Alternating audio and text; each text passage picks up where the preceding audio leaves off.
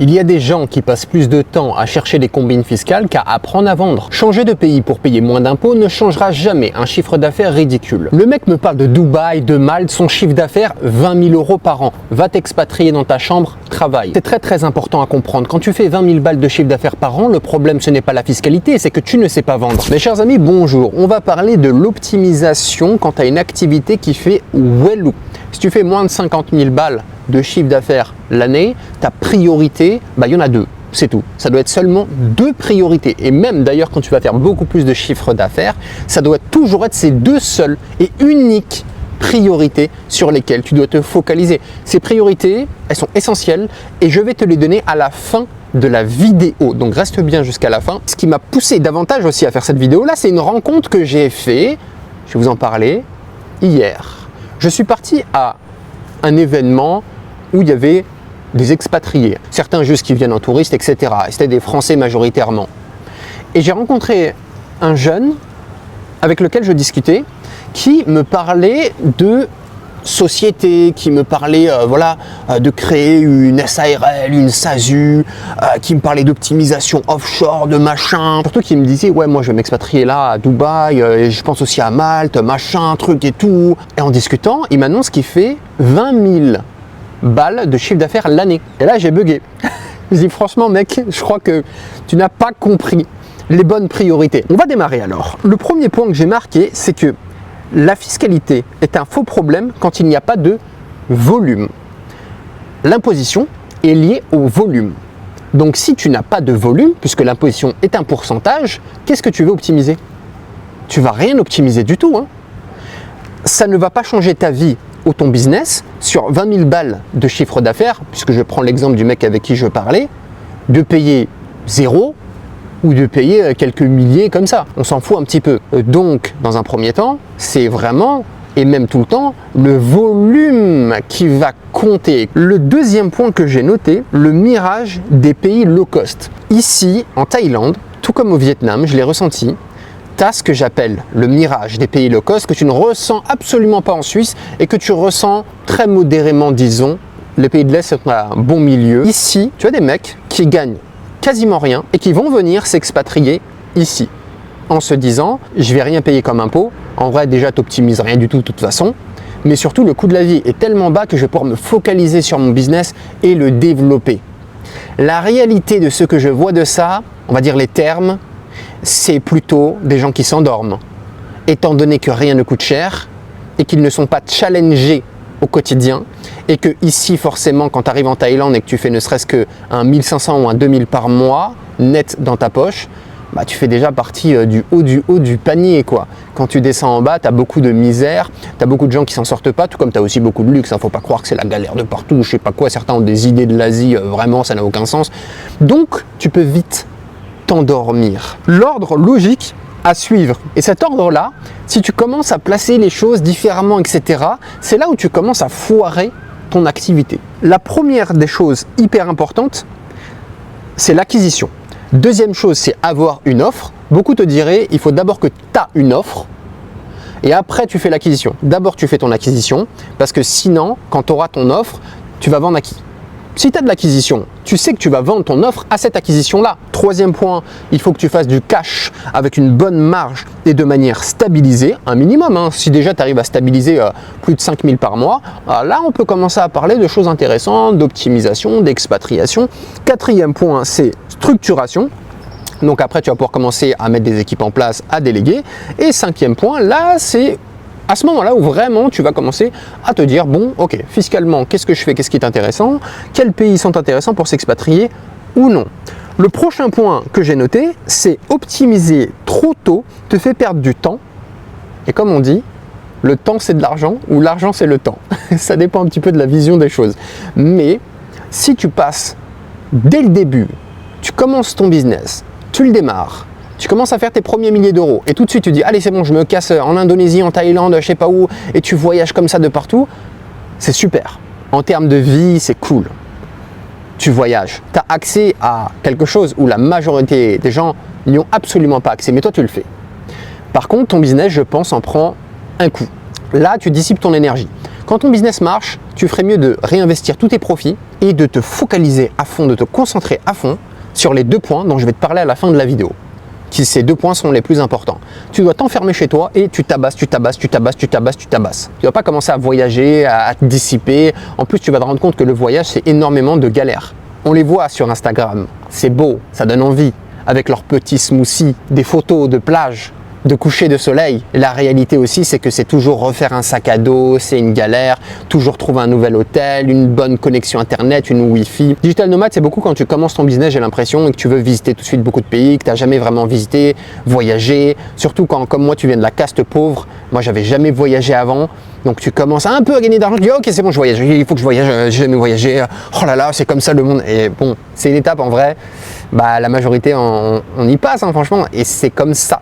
Mais idéalement tu devrais plutôt te focaliser, concentrer, optimiser. Autre point, un point un peu technique on va dire, et ça j'ai mis longtemps à le comprendre, hein. C'est pas la plus essentielle parce que la plus essentielle c'est les 2 que je vais vous donner, mais ça fait partie aussi de cette essentialité.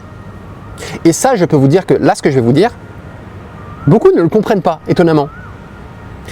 Ce n'est pas toi qui vends ton produit, ton service. C'est ton client qui le vend. Donc, il faut que tu puisses interviewer tes clients. Il faut que tu puisses être avec tes clients. Il faut que tu puisses être au contact de tes clients. Et si tu te barres, je sais pas où moi, en Indonésie, alors que la majorité de tes clients sont belges ou luxembourgeois, bah, c'est plus compliqué quand même de faire des vidéos avec eux. Si jamais tu fonctionnes avec un système de vidéo, ce qui est très très intéressant d'ailleurs.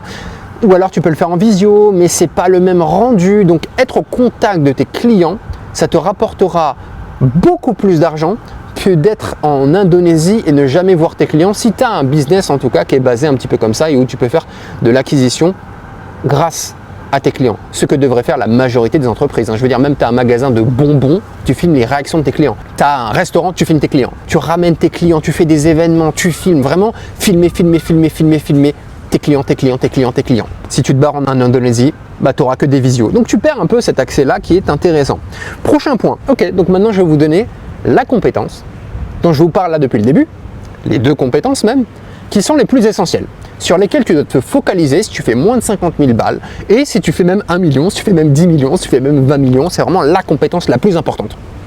Il n'y en a pas d'autres. Il y en a 2. La première, c'est, et vous allez voir, c'est tout bête, hein, c'est rien d'exceptionnel. Acquisition, vente. Mais les gens ont tendance à négliger ça. Les gens commencent à gagner un peu d'argent, les premières choses qu'ils veulent déléguer, c'est l'acquisition et la vente. Il y a, tu dois te concentrer. Et je l'ai compris il n'y a pas longtemps. Je l'ai compris, je dirais, il y a 6 mois. Il y a 6 mois, j'ai compris qu'un business, pour vous dire, j'apprends les choses petit à petit. Un business, c'est ça. Acquisition, vente, acquisition, vente. Et c'est pour ça que je vous dis, si vous êtes au contact de vos clients, vous pouvez faire énormément d'acquisitions. Les réseaux sociaux, c'est une acquisition de malade.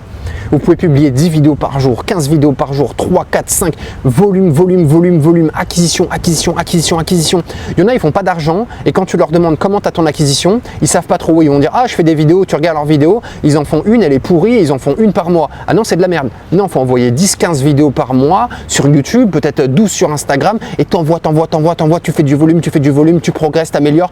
À un moment donné, tu vas trouver un format qui correspond et là t'envoies sur ton format et c'est comme ça que tu vas faire de l'acquisition. Et derrière la vente, il faut que tu te formes sur la vente, il faut que tu sois bon sur la vente, surtout les Français, les Belges, les Suisses, même les Suisses en vrai je les trouve pas terribles en vente, après tout est relatif, mais en tout cas de ce que j'ai pu voir de mes propres yeux, que j'ai pu constater, Suisse, France, Belgique en vente, c'est pas trop ça. Et j'aurais tendance à dire que même la France on est un peu les meilleurs des 3, sur la partie vente pure. Compétence la plus importante c'est la vente. S'il n'y a pas d'acquisition, il n'y a pas de vente. Mais s'il y a de l'acquisition sans vente, ça marche pas. Donc acquisition, vente. Moi je sais que là sur 2026, les 2 choses sur lesquelles je vais me péter le crâne, c'est ça. Acquisition, vente. Les petits parlent d'impôts, les grands parlent de clients. Ça, je l'ai ressenti en passant du temps avec des mecs qui pèsent et en passant du temps avec des mecs qui ne pèsent pas. Les mecs qui pèsent, ils vont te parler justement d'acquisition et de clients. Je discutais il n'y a pas longtemps avec un entrepreneur, même qui me parlait d'un truc super intéressant, c'est l'acquisition externe. Donc c'est-à-dire racheter des sociétés qui sont plus ou moins dans ton secteur d'activité pour faire grossir ton activité, ton groupe. Super intéressant. Tu vois, tu as ce genre de discussion-là. Quand tu parles avec des mecs qui pèsent vraiment. Alors que quand tu parles avec des mecs qui pèsent pas, ils vont te dire « Oh, t'as vu le coût de la vie en Thaïlande, il a augmenté. Maintenant, les noodles, elles sont à 6 € au lieu de 5 €. » Prochain point, tu dois savoir ce que tu veux. Optimiser ta vie ou ton business. Au début, comme je vous disais, c'est vrai que c'est mieux, je trouve, de plutôt se focaliser sur son business, réinvestir tous ses profits, grossir. Tu fais 3-4 ans comme ça et après, tu vas du coup avoir une structure qui sera déléguée et toi, tu pourras même sortir du business. Là, c'est le cas de figure si ça marche, hein, bien évidemment. Mais après, si ce que tu veux, c'est pas ça et que toi, ce que tu veux, c'est juste voyager tranquille et gagner 2000 par mois sur Internet, c'est très bien aussi, hein. C'est très cool, mais il faut le savoir. Dans ce cas-là, tu n'es pas dans une structure de business que tu fais grossir, que tu fais évoluer. Tu es sur un petit business comme ça où tu te dis je voyage. Et c'est cool. Donc, savoir ce que tu veux, la vision du chef d'entreprise est extrêmement important. En dernier point de cette vidéo, je vais te parler d'une chose qui est extrêmement intéressante si tu veux optimiser ton environnement et ton impôt, que tu aies un chiffre d'affaires bas ou haut. Et ça, il n'y a pas grand monde qui en parle. Mais avant-dernier point, dans quel cas dès le départ, s'expatrier est intéressant? Eh bien, je pense que même si tu as un petit chiffre d'affaires, c'est super intéressant de s'expatrier, non pas du coup comme on l'a compris par rapport à de l'imposition, en tout cas pour le départ, à moins que tu aies une vision sur le long terme, tu te dis bon bah voilà, je sais que je vais faire déjà tant de chiffre d'affaires, que je vais vite éclater les plafonds et vaut mieux que je m'expatrie avant. Mais sinon, bah oui, tu as un volume qui est assez bas comparément à ton impôt, donc c'est pas là où tu vas gagner le plus. Tu as plus intérêt à t'occuper de ton acquisition et de ta vente. Mais en dehors de ça, le cas qui est intéressant dès le départ de partir, c'est environnement, fréquentation, possibilité aussi d'avoir un appartement décent. C'est aussi peut-être le comportement, le respect ou les services. En France, quand tu es auto-entrepreneur, avoir un appartement, c'est quand même très compliqué, quoi. D'autant plus tu veux quelque chose de respectable, de convenable, voire dans une capitale. Eh ben bon courage. Ils vont pas accepter ton dossier et ça va te coûter une blinde. On finit donc la vidéo sur le dernier point, donc la solution qui est moins mise en avant mais qui est très intéressante pour optimiser ton environnement et ton imposition, que tu aies un chiffre d'affaires bas ou haut, et ben c'est les pays de l'Est. Beaucoup vont te parler de l'Asie, sauf que l'Asie, c'est vrai que comme dit, bah, tu peux assez t'endormir parce que le coût de la vie est très bas et puis c'est quand même vachement loin, et si tu veux faire de l'effet de levier avec tes clients, c'est quand même un peu plus relou. Si tu crées du contenu en France, en Suisse, en Belgique, bah, c'est quand même un peu plus relou. L'Asie a des avantages mais aussi des inconvénients. Dubaï, voilà, si tu fais 20 000 balles de chiffre d'affaires, tu vas pas t'installer à Dubaï. Puis Dubaï, faut aimer. Mais les pays de l'Est, en fait, il faut savoir que là-bas, par exemple en Pologne, tu peux ne payer que 9% d'impôts sur ta boîte. Après, il y a d'autres impôts qui se cumulent, etc. Voilà, bien évidemment. Mais tu as des choses très intéressantes et tu peux avoir accès à des appartements pour vraiment pas cher, des villes qui sont propres, qui sont clean, des gens qui sont respectueux, qui sont calmes. Tu as la Bulgarie qui peut être intéressant. Tu as la Hongrie où tu peux payer que 137 € d'impôts tout en ayant un environnement qui est génial si tu fais moins de 4000 balles de chiffre d'affaires par mois. Tu as aussi Prague qui est une ville magnifique où je crois que c'est quelque chose comme ça, hein, jusqu'à 6500 par mois de chiffre d'affaires, tu ne payes ni TVA et tu ne payes que 1000 balles à peu près d'impôts, quelque chose comme ça. Et tu as un environnement, enfin c'est Prague, c'est exceptionnel. Et tu es juste à côté du coup de la France, vraiment c'est pas loin. Donc les pays de l'Est, super intéressant. Chiffre d'affaires bas et même potentiellement chiffre d'affaires haut.